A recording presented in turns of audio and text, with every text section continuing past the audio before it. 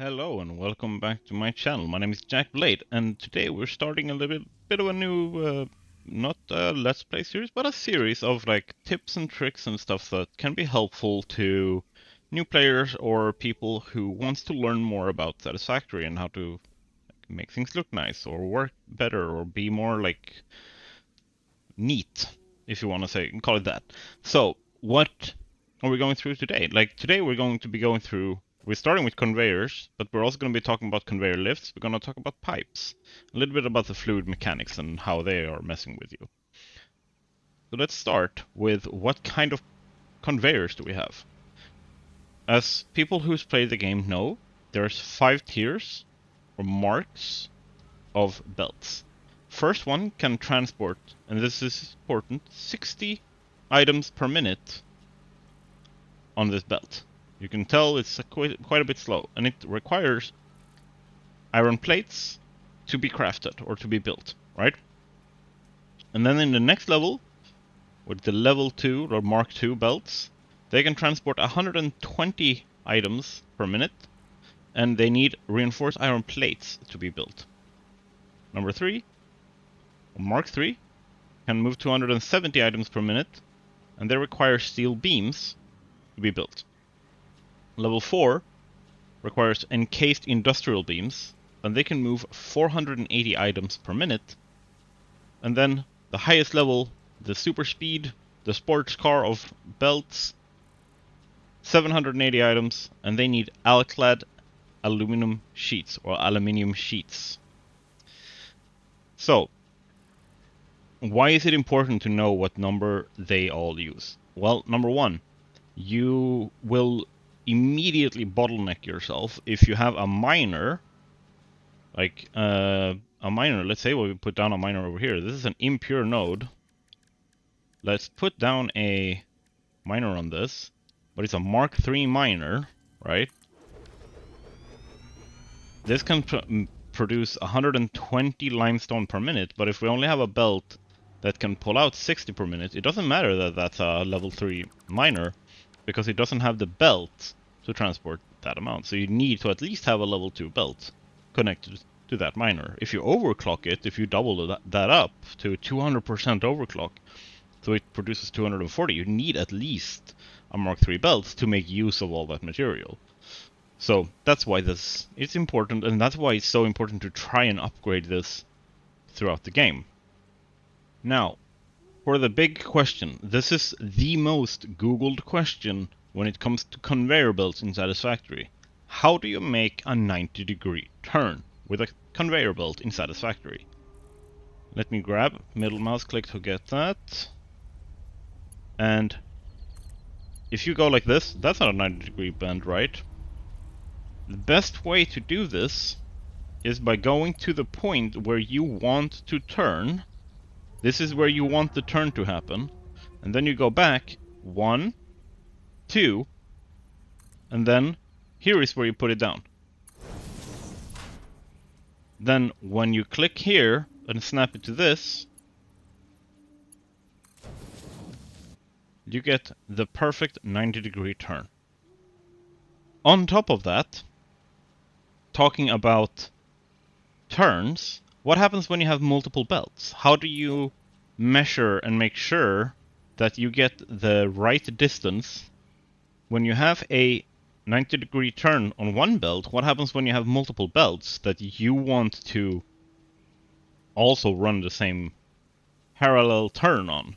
Well, quite an easy way of doing that is look where on the foundation the start of the belt is, or where they are aligned on that foundation. As you can see, these are aligned in thirds. So what I can easily do here is start with placing here, and same as before, like if I look under here, there's what's it called? So conveyor support there. So what I can do then to make sure that I get the same nice 90-degree turn and everything, same thing, counting 2s. Goes from there, 1, 2. Right? 1, 2. I'm gonna go there. That doesn't work. So I go up to the turn, 1, 2. Yeah, now if I really want to, like, because this isn't desirable, remove that, and remove that. Then start from that point and drag that all the way up. Now you have, same as here, you have 3 parts to the turn. You can even do that here to like lengthen them up. So how then can you easily count to make sure that this works over here, right? If you want to make a turn. So then you go up to the middle here, right? Simply stop in the middle of this belt, the center point. Here. And then from here, go up to the point there where you want it, and then rotate it. That way, you can easily get the turn. Like, the second, you can easily, like, count. You can't place it closer, and if you place it a little bit further, you're going to have a bad time. So, you pull it up to where you want it, but you use the, like, curving tool. So that's another way of doing it. There, and then I can pull that down all the way here, and when you look at it, it's a nice parallel 390-degree turns with 3 belts that can just continue on. Okay, so when you build belts, sometimes you get these long stretches of belt that has, like, they look like they're floating. Like, literally, if you remove these supports over here, that's what they're doing. Like, there's no gravity pulling this belt down. It just looks like it's floating. If you want to have it more anchored, these are your best options in terms of making them look supported and look good. So one of the vanilla ways of doing this, or one of the game's mechanics' own intended ways, is you can just place these and have them along the way, right? So if I place some of these, the belt looks a lot more supported. However, that doesn't necessarily mean that that's the only way of doing this. So let me show you a different way. Let's start with the small frame pillar, right? What you can do, you can't align this perfectly, but what you can do is you can place it like so, right? And have them here, and if you press R and change the Zoop, you can go all the way with a perfectly aligned support system, right? And then underneath, what you can do is they snap like this. You can hold control and move them along to the end. And then, because of how the snapping and foundation system works, I have 4-meter foundations here, so I can go like this. Perfectly fine. And it will not look like this is now unsupported and has no physics that holds this up. Like, if you want to, you can also then, like, go, okay, where's the middle of this? Middle of this is in between these two. So let's see what I can do here, right? Boom. There. Now I have a very nicely supported conveyor belt.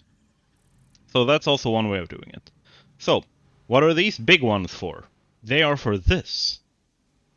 Here you can see how I have used both these stackable conveyor poles and this big frame pillar to really frame the belt and make it so that if I want to have it built into the superstructure of a building or a base or factory or whatever you want to call it, then I can do that. I can even like add more decoration to this because of that framework. So I can, for example, go here for an inverted frame ramp and like place that in. Like, it's a bit too low here, right? But like, you see, like I can easily like add something in to create a little bit more sense of, oh, that doesn't look very good, but I can add in frames to add like a sense of intention and stability and everything in, and I can go for specific styles. You can also use them to like line up multiple. You can also see that like I have flipped them. I flipped them by placing them like this. like on the side of one of the pillars. So then it changes, right? Because if I have two of them, I could run like multiple belts. I could run parallel belts and just have like a whole belt section in the factory being covered by this. Something that I could also then cover by like walls or something similar, or windows. Alright, so those are my tips for the conveyor belts. A little bit of know-how, how to make these nice turns, and how you can easily frame them within your factory. The next thing we're talking about is the conveyor lifts. They are built by the same materials as the belts, and they have the same speeds as the belts, the same like tiers as the belts. So, what's so special about these? Number one, you can easily incorporate them as being lifted up into this and lifted down for all the materials instead of having to make like ramps of conveyor belts and stuff like that. You can go straight up and straight down, right? So you have these, and this is the max height. There's 1, 2, 3, 4, 5, 6, 7, 8, 9, 10, 11, 12, 13. You see? 13 foundations up. Specifically 13 4-meter foundations. But that's not necessarily the limit for these. The limit is not set by this. Because I can make a conveyor that goes all the way up there. A single conveyor that goes all the way up there. How? With this. If I just place this here, and I go all the way up, as you can see here, there's a conveyor hole here. If I aim at it, it will snap. And if I click, I have a functioning conveyor belt that goes all the way up in one long go. With no problem. This is fully functional, the same way as this. Or this. And we are way higher. Alright? So this is a very good tip. You unlock these in the Awesome Shop along with most of the other stuff here, including the pillars and everything like that. Alright, so you can also make your factories look so much more alive by showcasing these. Now, it's kind of hard to see, so I'm going to remove these. This is an example. Different designs you can use. And you can use these to make your factories feel so much more alive because things are moving. They aren't necessarily hidden, but they aren't messy. They're like an integrated part of the architecture. Because a lot of people, they just take them and they do this, and you never see it. And that's very sterile. Like, nothing's moving, nothing's happening unless you are moving, right? But if you do this, immediately, when you walk past this, you immediately get a sense that something's happening, that someone is doing something in this factory. And that is a very easy way of making your factory look so much more alive. So, final tip when it comes to conveyors, just like with the conveyor lifts, just like with the conveyors, using these pillar frames or something along that line, you can use pretty much whatever you want here and still create like a great sense of like that they're being supported, right? So I can take this, for example, and I can place that over this. And if I press H, I lock it in place and I can nudge it with my arrow keys. Alright, so now it is perfectly aligned. Boom, and then I can Zoop this. Right?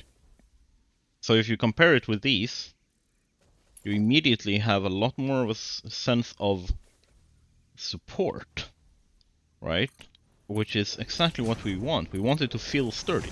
It's a factory after all, right? So if I go there, same thing, and I place this in, suddenly, if I walk past this, not only do I get a sense that this factory is alive, I also get a sense that like this is sturdy, this is well built. Someone thought about how to build this, right? And it gives like that extra effort also makes it more enjoyable for you to be in your own world. That's very important. That's what I can tell you about this. And then I have like a final tip. Not even a tip. This is like a it's like, hey, remember this. When you use conveyor holes, when you use these with these in blueprints, sometimes they look like they have been messed up when you place that blueprint. That's not true. That is just a visual bug. If you restart the game, that will be fixed after you've placed the blueprint. Okay? So they still function exactly as they're supposed to. If it bothers you, restart the game, it will be fixed. You don't have to remove and replace everything. We'll get to a problem that requires this later when we're talking about the pipes, which we're going to now. These are slightly different from your conveyors and conveyor lifts. Now instead what we have, if we go into logistics, is we only have 2 marks of pipes. And this one can run 300, this is the mark 1, it can run 300 cubic meters of water per minute. And the second one, this one, can run 600 cubic meters of water per minute. And if I go into this, I'm using like, there's no power requirement, but you actually need to plug them into power, just so you're aware. Okay, so in here, if I place in this and I overclock this to the maximum, you can see there's only 300 at top, so you need 2 of these to fill one of the 600 cubic meter pipes. Okay? So, what is the difficulty with these? Number 1 is, let me see. Number 1 is the liquid physics. They are using a weird system that makes it so that water isn't, like the numbers coming out and the water being moved in the pipe is never 100% accurate. They fluctuate and cannot be, because of how the game is made, it cannot be 100% accurate. So the way that you fix this is if you're making a machine or a factory that says, hey, I need 600 cubic meters of water, I can use 1 pipe. No. You need to add on like 10% on top of that. So like if it says, hey, you need 600 cubic meters to make this factory, make sure that you pull in 660, right? And that those extra 60 are like used to fill up and like supplement down the line, right? And then next big part, valves and pumps makes the problem worse, but the pumps are a necessary evil for your fluid stuff to work, right? And here's why this becomes a problem. Because if I open this, it's not even full. If I go up here, there's no water at all. But this is supposed to pull 300 meters cubed per minute. Why is it like this is full? Barely full. Like what's going on? That is because of head lift and the lack of it in this case, right?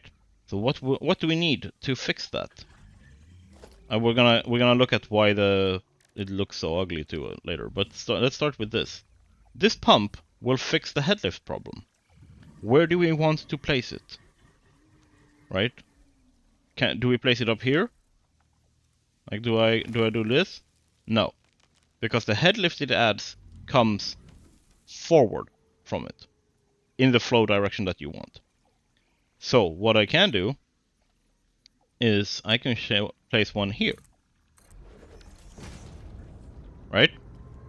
Then, as you can see, it starts going up, it starts pumping,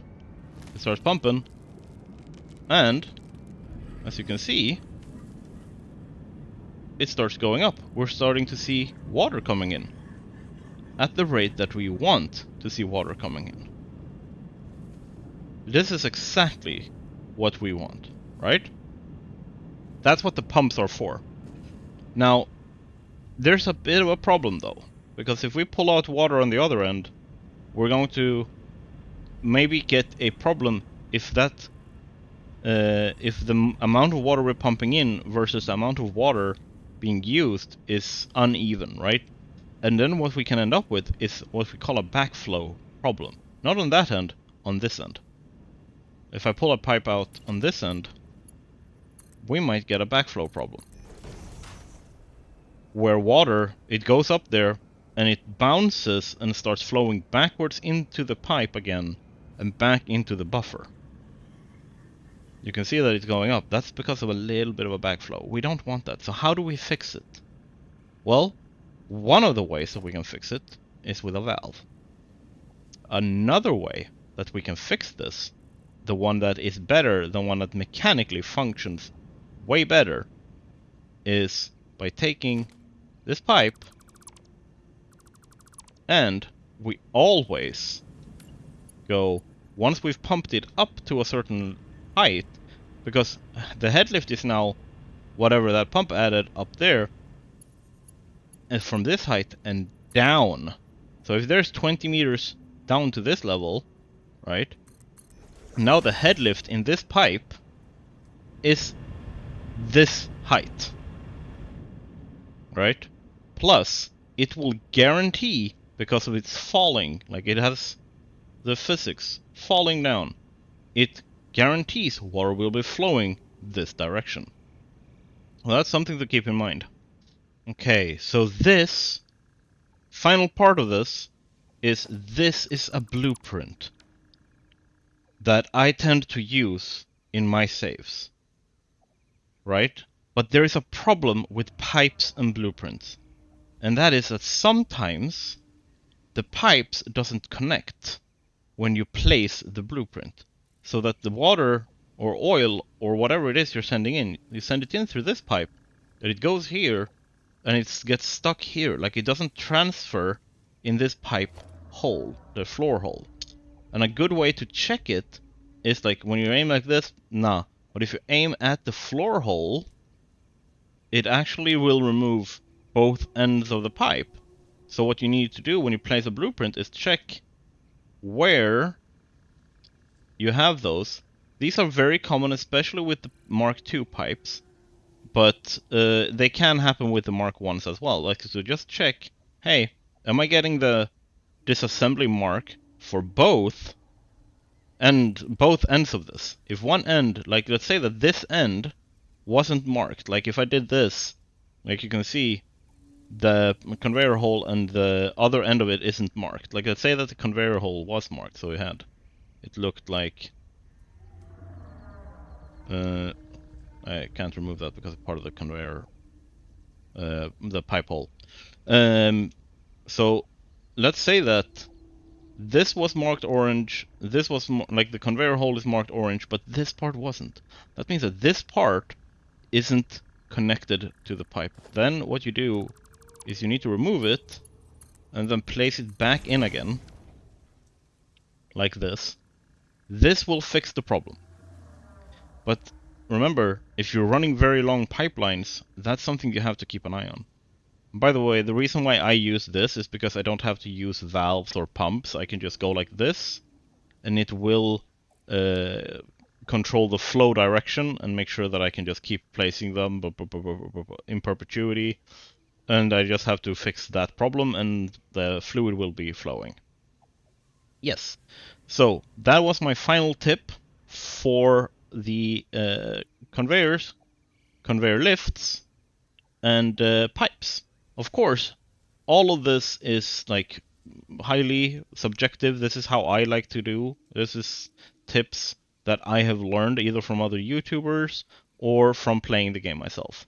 And of course, any of this stuff, any of these applications that we've looked at here, you can also apply to the other stuff. So you can take this and you can apply that to this. You can take like that stuff and apply that to this and everything. And you can be very artisanal about it and like try braiding your conveyor belts or something. Like, I don't know. But one big aspect that I know that a lot of people are very picky about when they're building is that they don't want things to clip. Pulling one pipe through a different pipe or one conveyor belt through a different conveyor belt is generally seen as, okay, this is something you can do when you start out or when you're making like a very like temporary, I just want to move this stuff from there to there, but then I'm gonna immediately remove it, and that kind of stuff. It's a challenge that everyone kind of takes on when they're playing Satisfactory, is try to avoid clipping your logistics. So I hope this really helped you guys, and if you liked it, please leave a like, subscribe to my channel, and everything. It will some support me so much, and it will allow me to make more videos in the future for you guys. And if you have specific parts of Satisfactory that you want help with, or want tips with, or my perspective on, ask me. Ask me in the comments, or join my Discord. Links in the description. And I will 100% do my best to make sure that we get to the bottom of what you want and what you need.